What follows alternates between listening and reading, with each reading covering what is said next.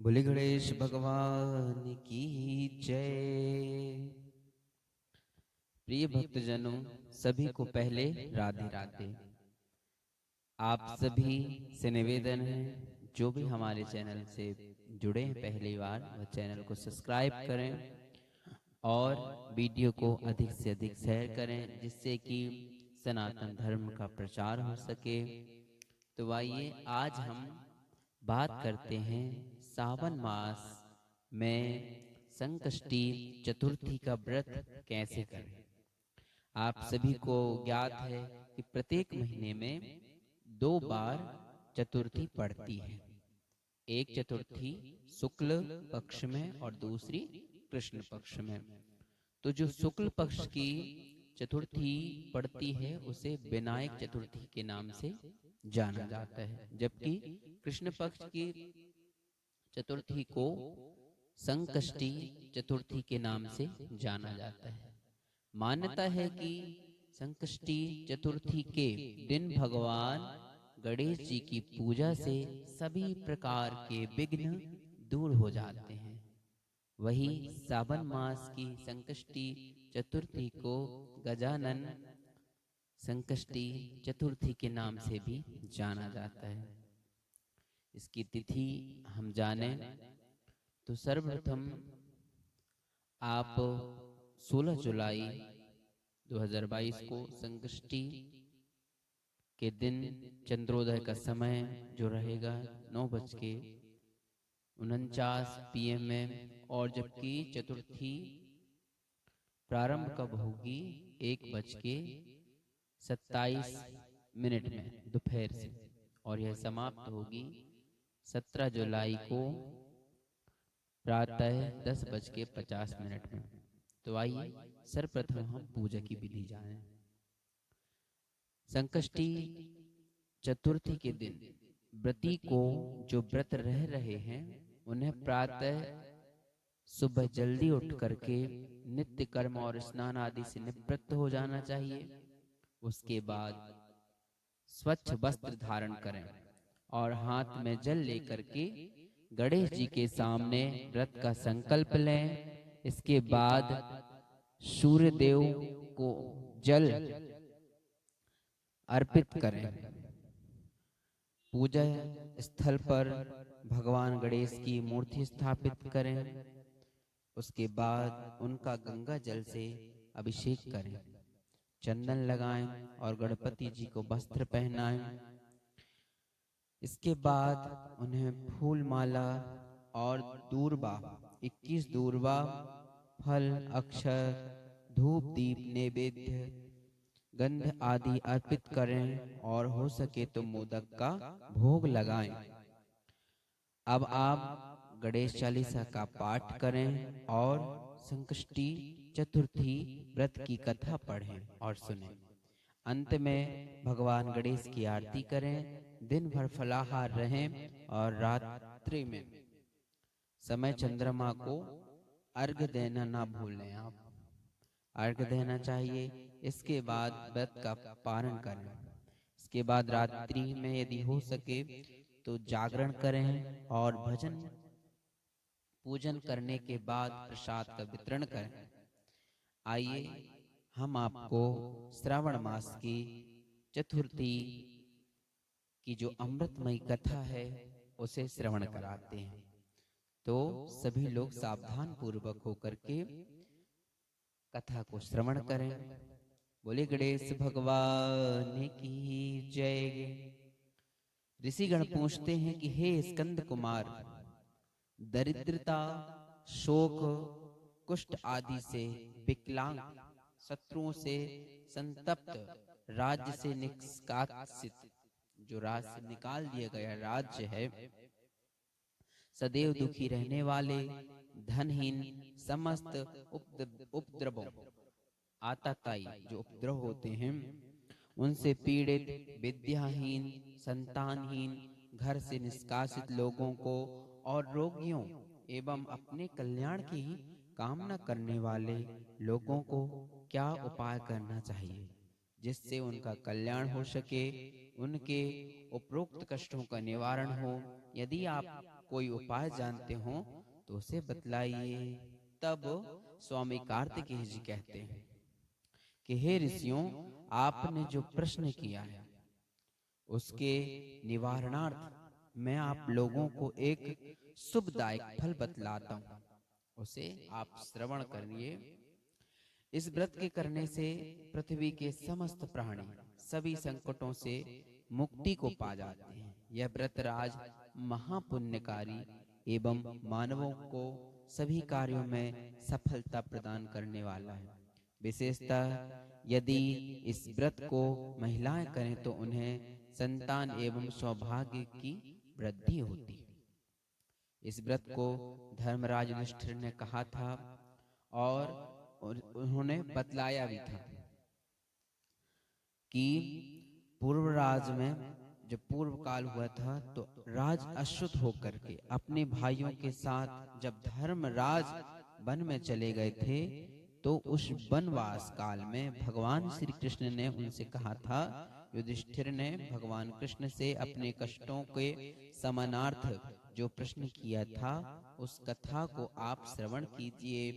युधिष्ठिर पूछते हैं कि हे पुरुषोत्तम, ऐसा कौन सा उपाय है जिससे हम अपने वर्तमान संकटों को मुक्त हो सकें, संकटों से हमें मुक्ति मिल जाए, ऐसा कोई उपाय हो तो बताइए। हे गदाधर, आप सर्वज्ञ हैं, हम लोगों को आगे अब किसी प्रकार का कष्ट ना भुगतना पड़े, कोई ऐसा उपाय बतलाइए। तब स्कंद जी कहते हैं, जब धैर्यवान युधिष्ठिर विनम्र भाव से हाथ जोड़कर बारंबार अपने कष्टों के प्रति निवारण के उपाय पूछने लगते हैं, तब भगवान श्री कृष्ण कहते हैं कि हे राजन, संपूर्ण कामनाओं को मनोकामनाओं को पूर्ण करने वाला एक बड़ा गुप्त व्रत है।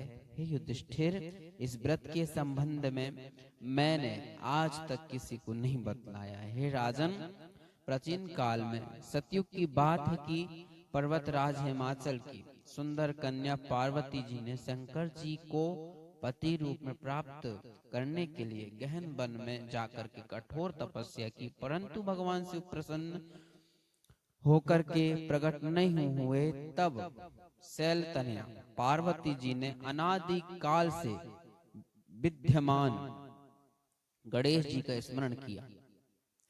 गणेश जी को उसी क्षण प्रकट देख करके पार्वती जी ने पूछा कि मैंने कठोर दुर्लभ एवं लोम हर्षक तपस्या किया, किंतु आपने अपने जो प्रियतम भगवान शिव को प्राप्त न कर सकी, वह कष्ट विनायक दिव्य व्रत जिसे नारद जी ने कहा है और जो आपका ही व्रत है, उस प्राचीन व्रत के तत्व को आप मुझसे कहिए। पार्वती जी की बात सुनकर के तत्कालीन सिद्धिदाता गणेश जी उस कष्टनाशक और शुभदायक व्रत का प्रेम से वर्णन करने लगते हैं।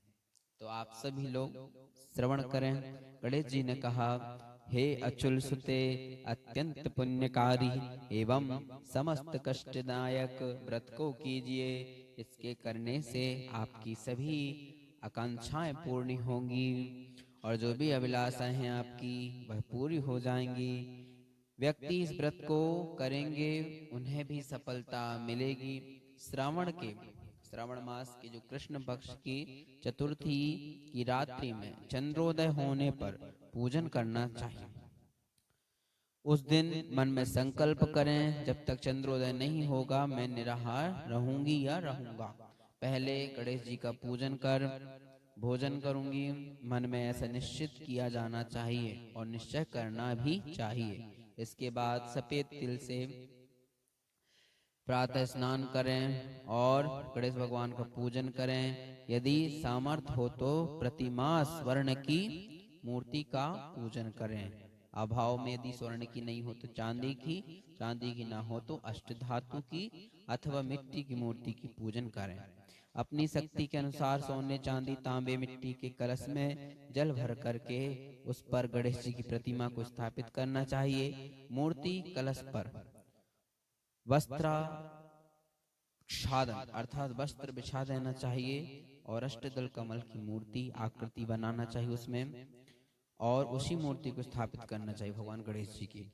तत्पश्चात भगवान गणेश जी का षोडोपचार विधि से भक्ति पूजन व्रत करना चाहिए। मूर्ति का ध्यान इस मंत्र से अवश्य चढ़ाना चाहिए कि हे लंबोदर, चार भुजा वाले, तीन नेत्र वाले, लाल रंग वाले, हे नील वर्ण वाले, शोभा के भंडार, प्रसन्न मुख वाले गणेश जी, मैं आपका ध्यान करता हूँ या करती हूँ। हे गजानन, मैं आपका आवाहन करती हूँ या करता हूँ। हे विघ्नराज, आपको मेरा प्रणाम है। यह आसन आपकी है, इसलिए आप आसन पर विराजमान होइए। हे लंबोदर, यह आपके लिए पाद्य है। हे शंकर सुवन, यह आपके लिए अर्घ है। हे उमापुत्र, आपके लिए स्नान के लिए जल है, और यह आपके लिए आचमनी जल है, यह आपके लिए वस्त्र है। इसी प्रकार सारे जो भी चीज चढ़ा रहे हैं आप भगवान को अर्पित करना चाहिए, प्रणाम करना चाहिए, क्षमा प्रार्थना करना चाहिए। इसी प्रकार षोडोपचार रीति से पूजन करना चाहिए, और फिर भक्ति भाव से लड्डू का भोग लगाना चाहिए। 5 लड्डू अवश्य चढ़ाना चाहिए। फिर कहना चाहिए कि हे देवी, तुम सभी तिथियों में सर्वोत्तम हो, गणेश जी की परम प्रियतमा हो। हे चतुर्थी, हमारे द्वारा प्रदत्त अर्घ को ग्रहण करो। तुम्हें प्रणाम है। निम्न प्रकार से चंद्रमा को अर्घ प्रदान करें। क्षीर सागर से उत्पन्न हे लक्ष्मी के भाई, हे निशाकर, ऐसा बोलना चाहिए चंद्रमा को। रोहिणी सहित हे शशि, मेरे दिए हुए अर्घ को ग्रहण कीजिए। आप गणेश जी को इस प्रकार प्रणाम करें कि हे लंबोदर, आप संपूर्ण इच्छाओं को पूर्ण करने वाले हो, आपको मेरा प्रणाम है।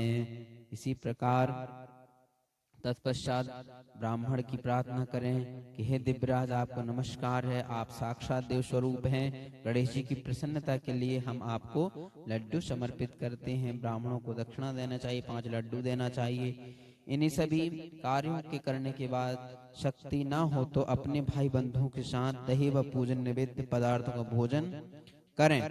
रात्रि के समय पूजन करने के बाद फिर इसी प्रकार भगवान का फिर समय यातना करना चाहिए, प्रार्थना करना चाहिए, और कहना चाहिए कि हे देवों में श्रेष्ठ गणेश जी, आप अपने स्थान को प्रस्तुत कीजिए एवं इस व्रत पूजन का जो भी फल है हमें प्रदत्त कीजिए, हमें दीजिए। ऐसे हाथ जोड़कर प्रार्थना करें।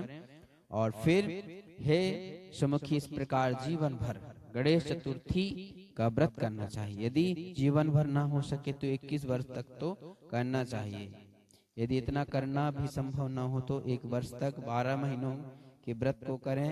यदि इतना भी ना हो सके तो वर्ष के 1 मास में जो चतुर्थी आती है उसमें व्रत करना ही चाहिए। इसी प्रकार फिर चतुर्थी का उद्यापन भी करना चाहिए। जो भी इस प्रकार से चतुर्थी का व्रत करेंगे, भगवान गणेश जी की कृपा उन पर अवश्य होगी।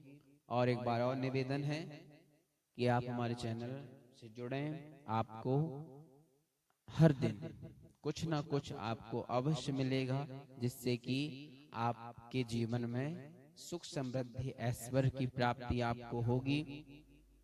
आशा करते हैं कि यह जो कथा है आपको प्यारी लगी होगी, तो आप सभी अपने प्रियजनों को शेयर करें। जय श्री गणेश, राधे राधे।